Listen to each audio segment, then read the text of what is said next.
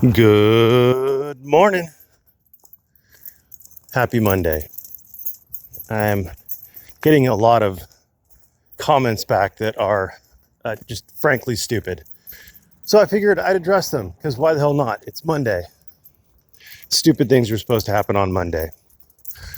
Number one, I'm not helping James. I'm neither helping him nor am I hurting him. I am not his attorney. I am some random guy, some first-year family law attorney out of California who is commenting on the quality and the legal standing, the legal basis, the legal structure of the various briefs that are being submitted in James's case. That does not help him. It does not hurt him. Whether I like someone or don't like someone doesn't change my analysis of the law. When I'm looking at that particular case, I look at the actual statute, which brings me to point two. A bunch of people arguing that, excuse me, he wasn't filming, they don't film anymore. He was technically videographing the base. And so you can't convict him of filming the base when he was technically videoing the base. Yeah, well, you fucking knuckle-dragging droolers, the first place you start is the statute. You look at the statute doesn't mention filming, and it doesn't mention videography, and you're like, oh my God, it's a win. Well, it does mention taking photographs, and both filming and videography, you're taking pictures. You're taking photographs. You're taking probably somewhere between 30 and 60 frames per second, photographs per second. Frames per second is from back in the motion picture days, but they still use that terminology. It's a bunch of still pictures, kids. They just flip them by so fast that it looks like it's moving. They used to call it the motion pictures.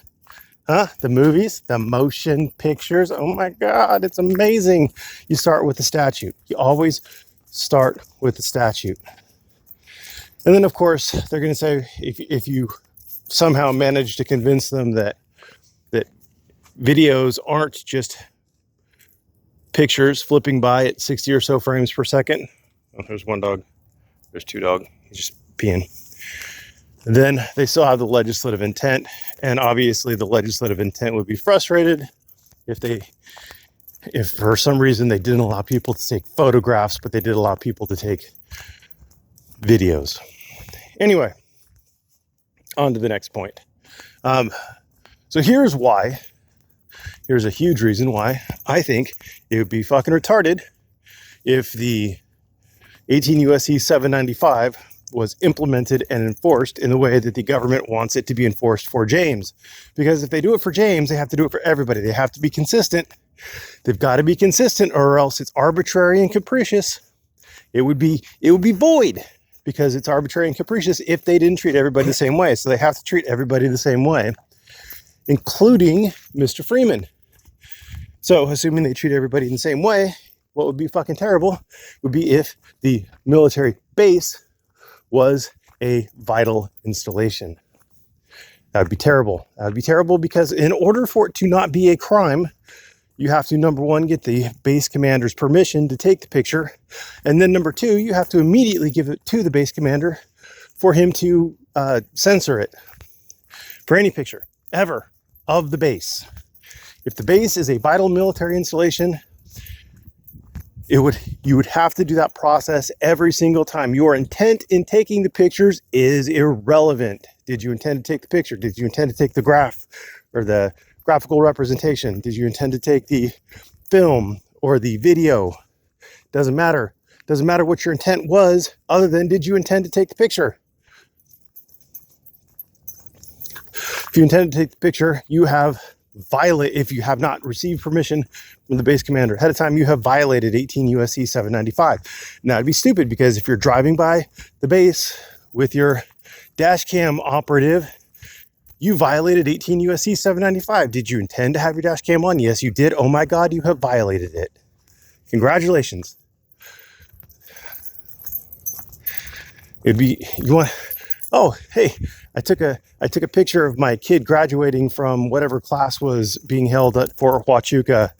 Congratulations. I took a picture of him. Did you get the base commander's permission ahead of time? Well, no, but he was just on the parade ground. Oh, doesn't matter. Going to jail for a year. Congratulations. It's a fucking retarded outcome. You don't want that. I don't want that. It doesn't matter that it's happening to James. It matters that it's happening. The Constitution applies to assholes and idiots too. It has to, because there's somebody somewhere, I guarantee you, who thinks you're an asshole. And if you don't understand, we're going to pocket time. All right, sorry about that. We're back. Holly had to pinch a loaf.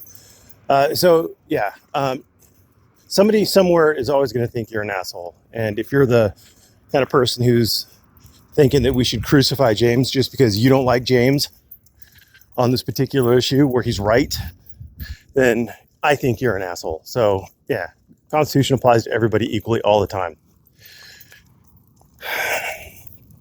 So we have the application of the law to everybody equally. I'm sorry, just trying to catch my thought where I was at. And then generally speaking, if the thing that surrounds the vital military installation becomes the vital military installation, then that's just going to be bad on all sorts of different fronts.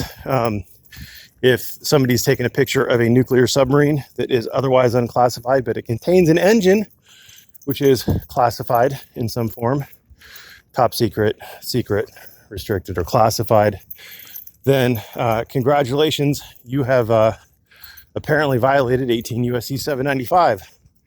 It gets a little ridiculous a little quick. Now, luckily for us, the executive order is pretty darn specific. I'm going to go through it once again. There has to be the vital military installation itself, which is classified as, or designated top secret, secret, classified, or restricted. And that thing has to be on military property of some sort, a post, base, yard, station, fort, area, whatever. And as long as it's in there, and as long as it's been designated, then you can't film it. You just can't do it unless you get the base commander's permission and you allow him to censor it as soon as you do it. And that's why you can, seamen can take pictures on top of the submarine that they work on, or in the bunks, the barracks of the submarine they work on, but they can't take a picture of the engine room because the engine room is considered top secret or whatever, and their bunk is not. And if you're off base and the top secret thing is off base, like if you're in your backyard and you see a top secret experimental jet flying overhead, you can take a picture of it and you haven't violated it because the language is clear. It has to be on military property. And what that does is it lets people know when they can and can't take pictures. If you are in public, you're going to be fined because the vital military installation, which is either an installation or equipment, don't ask me to find the difference between the two. Well, it could be like a nuclear testing facility. That could be an installation that's located within a base or a fort, I guess. And then the equipment would be the nuclear warhead itself. But having the language written the way it is, it gives the public peace of mind. It gives them security, knowing that if they take a picture of a tank that's being transported down the freeway, well, they're not at risk. A reasonable man can know when he's violating the law. Are you on military property? That's a good place to start. Are you taking pictures of something that's on military property? Well, then maybe you should think about it.